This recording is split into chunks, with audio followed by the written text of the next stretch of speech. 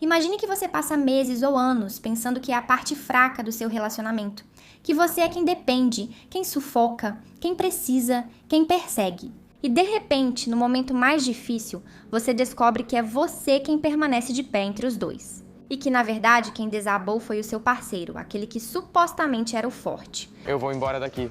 Não aguento mais. Eu não entendo. Pois é exatamente isso que aconteceu com Inoa e Alex na Ilha das Tentações. E o mais curioso é que nenhum dos dois esperava isso. Acreditava-se que eles vinham para Inoa superar sua dependência e insegurança. E no final, quem acabou duvidando, chorando e se sentindo frágil e inseguro foi o Alex. Viemos aqui porque você é dependente de mim e eu percebi que sou mais dependente de você do que você de mim. Isso é algo que acontece nos nossos relacionamentos e que eu acho super interessante de analisar. Porque em um casal, muitas vezes as coisas não são como parecem. Neste vídeo, explicaremos sobre a ótica da psicologia, o que pode ter ocorrido aqui para você se entender e melhorar seus relacionamentos. Se você não assiste ou não gosta do programa, não se preocupe, eu faço um resumo para você.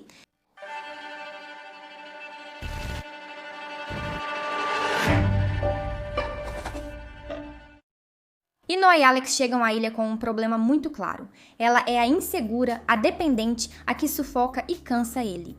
Alex, por outro lado, se mostra independente, seguro, forte, o atleta de alto rendimento, disciplinado, focado. Eles acham que Inoa precisa aprender a se soltar, a ser independente, a não depender tanto do Alex. Ela é muito dependente. Precisa aprender a ficar sozinha. Não é mesmo? Em teoria, ela é o problema e eles vêm trabalhar isso. Como era esperado, Inoa enfrenta dificuldades no início da experiência, sente ansiedade, insegurança e medo. Mas ela se lembra: confio no meu parceiro, sei que ele me ama e sei o que temos, então posso lidar com isso. Eu estava muito mal e pensei, preciso continuar por ele, por nós. Ou seja, Inoa demonstra que é capaz de se regular na ausência do parceiro. Isso é um sinal muito saudável e não indica uma dependência emocional patológica. Parêntese, vou deixar no final deste vídeo um que fiz explicando como identificar o que realmente é a dependência emocional. Acho que hoje chamamos de dependência coisas que não são. Vamos continuar. O caso é que, enquanto Inoa está cada vez mais forte, mais segura, mais regulada, vemos que Alex faz o processo contrário. Ele entra na ilha pensando que vai se divertir muito, que seus colegas vão ter que segurá-lo e que Inoa passaria muito, muito mal. Eu achava que ia aproveitar, até pensava que meus colegas teriam que me segurar algumas vezes. E conforme os dias passavam, mais aumentava o seu sentimento de fragilidade, de vulnerabilidade, de medo, de insegurança. Sabemos que a ilha mostra aos participantes imagens e frases tiradas de contexto.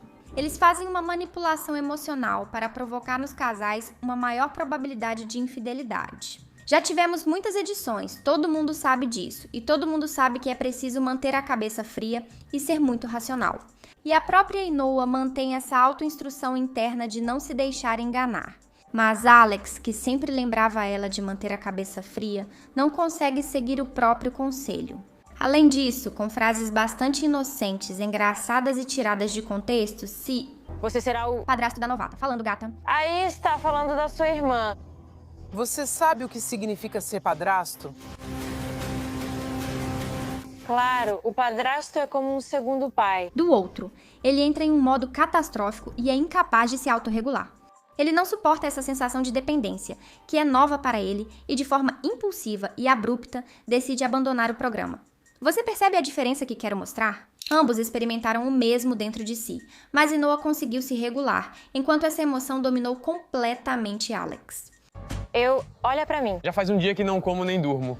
Você acha que eu estava me divertindo? Certo, então, o que pode estar por trás dessa reviravolta dos acontecimentos? Por trás desse plot twist psicológico? Bem, em primeiro lugar, precisamos falar sobre o que chamamos de papéis, seja em casal, entre amigos, na família. Você já percebeu que, em alguns ambientes, talvez você seja o mais quieto ou passivo, que se deixa levar, ou aquele que guarda as coisas para si? Talvez, em outro grupo, você seja quem puxa conversas, anima e incentiva os outros. Não somos a mesma pessoa em todos os grupos e ambientes, e isso tem um motivo. Isso na psicologia é chamado de papel atribuído. De forma natural, em cada contexto relacional, tendemos a assumir um papel, uma forma de ser, uma maneira de contribuir para o funcionamento do grupo ou do casal, nesse caso. Ele é forte, ele é uma pessoa muito forte de mente fria.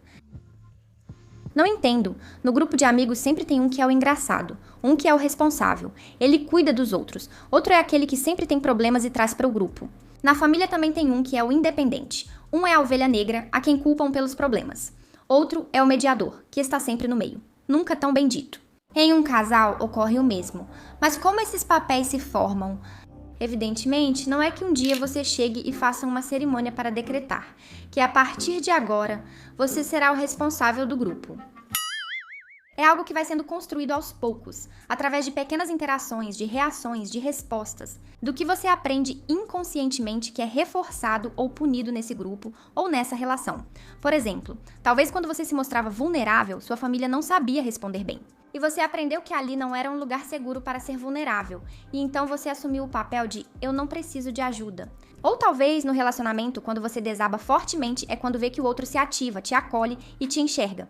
E então você assume o papel de pessoa que está mal. A questão é que, sem perceber, às vezes você fica presa em um personagem, em um papel. E além disso, o papel, o personagem de cada um dos membros retroalimenta o dos outros. Vocês vinham aqui porque dependia muito dele. É como um ecossistema onde cada espécie tem seu papel para manter o equilíbrio. Isso te soa familiar? Você já desempenha um papel há tanto tempo na família, grupo ou relacionamento que não sabe se faz parte da sua personalidade. O mais interessante é o ponto de vista clínico. Uma vez que o sistema te coloca em um papel, o próprio sistema se encarrega de te manter ali. Como ele faz isso? Reagindo de forma diferente, ou melhor dizendo, negativa, quando você tenta sair desse papel. Por exemplo, se você é a engraçada do grupo e um dia chega triste querendo conselho, pode notar que suas amigas ficam desconfortáveis ou não sabem reagir. E você recebe inconscientemente a mensagem de que aqui não há espaço para isso, melhor eu voltar ao que sempre faço.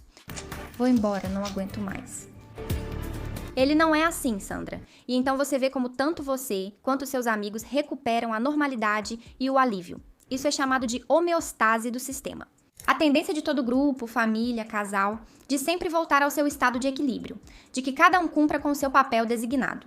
Mesmo que esse equilíbrio nem sempre seja saudável e às vezes, na verdade, machuque alguma dessas pessoas. O sistema sempre prefere o que é conhecido à mudança, mas ainda tem mais. Com o tempo, esse papel deixa de ser algo que você faz e vira algo que você acredita ser. Já não é mais, sou a responsável nesse grupo. Já é eu começo a pensar que sou a pessoa responsável e que preciso me comportar sempre assim, em qualquer lugar que eu vá. Dessa forma, às vezes, o papel se transforma em identidade. Mudar a identidade é muito mais ameaçador e difícil do que mudar um comportamento. Porque se eu sempre fui a forte e de repente sinto que preciso de ajuda, surge a pergunta: quem sou eu se não sou a forte? Ou seja, pode surgir uma crise de identidade. Certo, Cláudia Nicolasa, mas por que está nos contando isso? Qual a relação com o caso? Tenho pouca informação sobre Alex e a Inhoa, mas é claro que ambos já tinham um papel definido no relacionamento. Talvez pela própria relação, ou talvez por outras experiências de casal, amigos, até mesmo família. A Inhoa na ilha se surpreende com sua capacidade de autodireção e autorregulação. No fim, provei a mim mesma que sou mais forte do que imaginava, porque ele sempre dizia, você é ciumenta. E o que acho ainda mais interessante, Alex fica surpreso e se sente sobrecarregado porque não se reconhece nesse lado de insegurança, de medo, de necessidade, de dependência emocional. E acho que esse é o motivo pelo qual Alex desmoronou tanto. Eu não conseguia me ver assim, eu sou uma pessoa muito forte. Porque ao ter esse papel de forte e independente, talvez nunca tenha se permitido conhecer seu lado dependente. E ao nunca ter conhecido esse lado dele que precisa do outro, ele não tem nenhuma experiência de como lidar com essa parte. Ele não a identifica, não a entende e não tem ferramentas para lidar com ela. Quando sua identidade diz, eu sou forte e sou independente, mas então você sente uma forte dependência emocional, algo não faz sentido. Às vezes, o que não condiz com nossa autoconsciência, conceito e papel causa crise. Eu juro pra você, porque eu estava exausto, nunca me vi assim na vida. Por já conhecer seu lado dependente, a Inhoa soube lidar com isso. É como na terapia, quando alguém que enfrentou dificuldades é comparado a quem nunca passou por nada ruim. Nunca na minha vida tinha me visto assim. Você pode ver como a primeira pessoa consegue lidar facilmente com o que derruba a segunda, porque para a segunda isso é algo novo. Ela não entende, não tem ferramentas. Estou chorando desde o segundo dia, amor, desde o segundo dia. Mas eu também. A regulação emocional é como um músculo. Se não for treinada, não responde quando necessário. Se você nunca precisou correr ou levantar peso, talvez nem tenha esse músculo. Acho que foi isso que aconteceu com a Alex. Os papéis rígidos são uma armadilha para todos. Você sabe o que vai acontecer. Eu sei muito bem o quanto você dá em cima dos outros. O que me assusta é que você possa sofrer mais, pois acho que emocionalmente pode passar por isso de forma pior. Quando um relacionamento precisa que um seja o forte e o outro seja o fraco para funcionar, o que está acontecendo é que nenhum dos dois pode ser inteiro.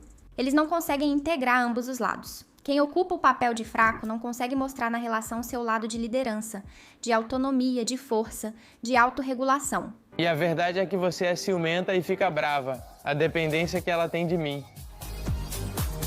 É muita cara de pau. E quem ocupa o papel de forte não consegue se conectar com seu medo, com sua necessidade, com sua vulnerabilidade, com suas inseguranças. No passado eu fui muito safado. Se tiver garotas muito bonitas, obviamente vai ser difícil para mim. E aí está essa bomba relógio. Porque a verdade é que todas as pessoas têm ambos os lados, os dois lados. E quando você se proíbe, mesmo que inconscientemente, de mostrar uma parte de você, essa parte não desaparece e acaba trazendo conflitos. Agora que entendemos como o sistema funcionava, o que provocou sua mudança? Enquanto a Ainhoa era vista como dependente e insegura, Alex não precisava se autoavaliar. O papel de eu sou a forte e a que aguenta a insegura dava a ela uma posição confortável. E, acima de tudo, uma posição em que você não precisa se perguntar: e eu, o que sinto? Quanto eu dependo dessa pessoa? Tenho medo de perdê-la? O que seria de mim sem ela? Estar sempre nesse papel de ter que ser quem regula a outra pessoa faz com que você não investigue o que sente. Mas na ilha, as coisas mudaram. A Ainhoa não está presente, não se comunica, não dá feedback, não faz demandas e, além disso, acabou se fortalecendo. Ela não cumpriu o que se esperava dela e não foi atrás dele. Em outras palavras, ela não exerceu seu papel no sistema, e isso permitiu que Alex saísse do dele. É como duas crianças brincando na gangorra, e de repente a que está embaixo vai embora. Então a que estava em cima começa a descer, e assim pela primeira vez pode ver o parque de outra perspectiva. Como já disse, se você nunca viveu essa perspectiva, pode senti-la com pânico.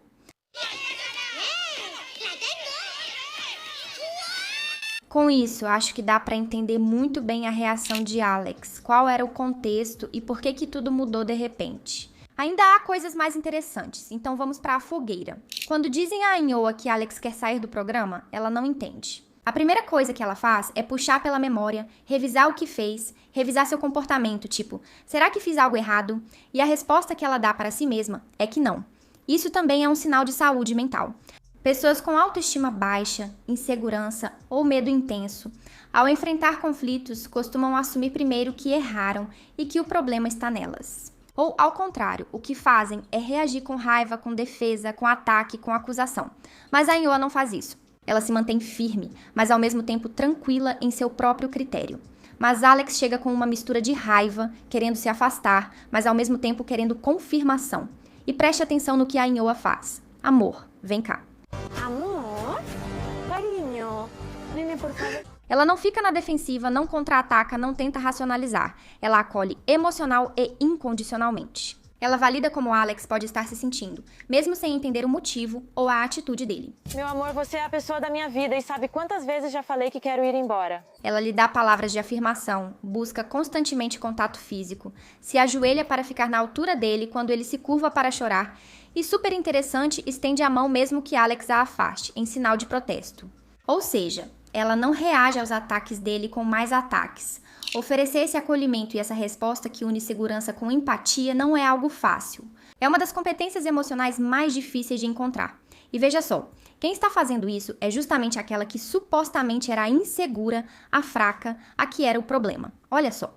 Alex se afasta, se fecha, tira a mão quando a Ainhoa oferece, mas ao mesmo tempo continua ali. Continua querendo o consolo dela, continua querendo a segurança dela. Isso se assemelha ao comportamento de uma criança indefesa com sua figura de apego.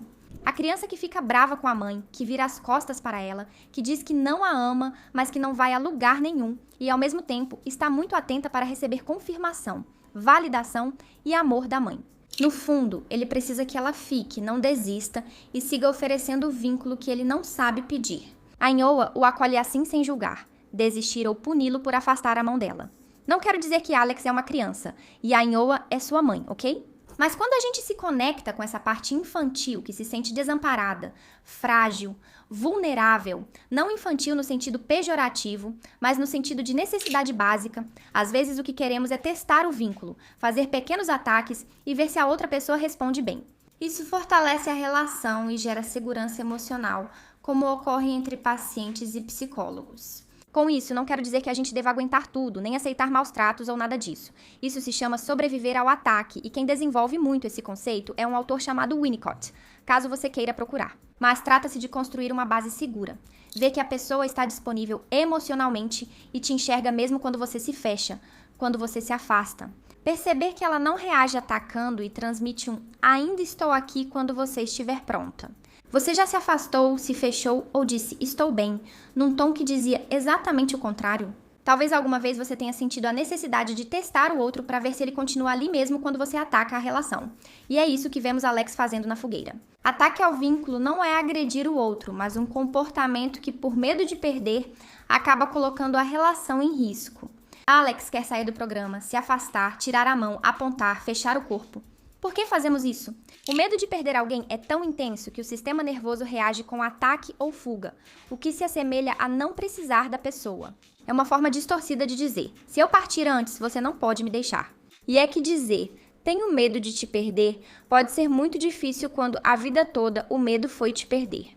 Sem falar que conseguir expressar "tenho medo de te perder" exige uma conexão com a vulnerabilidade que às vezes ainda não foi desenvolvida. E foi isso que aconteceu com Alex até agora. Aqui ocorre o momento mais revelador da fogueira. O programa exibe imagens de Ainhoa na ilha chorando, enfrentando dificuldades e dizendo sentir saudades dele. Então, algo muda em Alex. Ele se aproxima dela, a abraça, pede desculpas, lhe dá beijos e diz algo que é muito humano e muito significativo. "Me dói vê-la assim, mas gosto de ver que ela se lembrava de mim."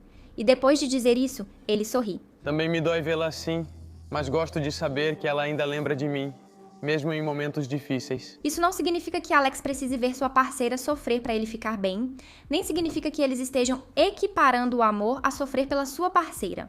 Não, isso vai muito além. Isso reflete que, como casal, e acredito que principalmente Alex, eles tiveram um aprendizado experiencial enorme. Eles comprovaram, aprenderam que ele pode precisar ao mesmo tempo que ela precisa, que ela pode ser forte ao mesmo tempo que ele é forte. Se você prestar atenção nesse sistema de papéis fixos, nessa gangorra do parquinho de que eu falava, a mente de Alex de certa forma assumia que se ele estava mal, era porque a Ainhoa já não o amava. Presumia que houve uma troca de papéis. Mas ao ver que a Ainhoa pode sentir saudade dele, e estar mal ao mesmo tempo em que pode se divertir com os colegas e estar forte, e ao ver que ela pode precisar dele ao mesmo tempo em que ele sente que precisa dela, é como se tudo desmoronasse. Como se pudessem sair da rigidez dos papéis anteriores num desbloqueio, um ponto de virada. Tudo volta a se encaixar, mas de forma mais saudável. Em palavras mais clínicas, eles saíram de uma posição mais expandida e conseguiram integrar os dois polos em si mesmos. Ou seja, não precisa mais haver um forte e um fraco. Ambos têm dentro de si essa necessidade e essa força. Eu achei uma fogueira linda. Concordo com Sandra que eles são muito fofos. Acredito que essa experiência foi mais terapêutica para eles do que pensavam. É um dos raros casos em que ir para a Ilha das Tentações trouxe benefícios. Não é conselho ou recomendação. Porque Alex e Ainhoa conseguiram quebrar esses papéis rígidos. Eles saíram desse sistema de forte e fraco. Eles integraram em si e no relacionamento essas duas partes que todos temos e devemos aceitar, sentir e expressar. A parte que pede presença, confirmação, validação, atenção. Essa parte que pode se sentir dependente, insegura, necessitada. E essa outra parte, forte, independente, que cuida, que protege, que regula. Ambas não são apenas compatíveis, mas andam juntas. Recomendo que, para um relacionamento saudável e equilibrado, ambos estejam conectados e funcionem a partir dessas duas partes. Espero que tenha gostado e confira o vídeo sobre dependência emocional. Tchau!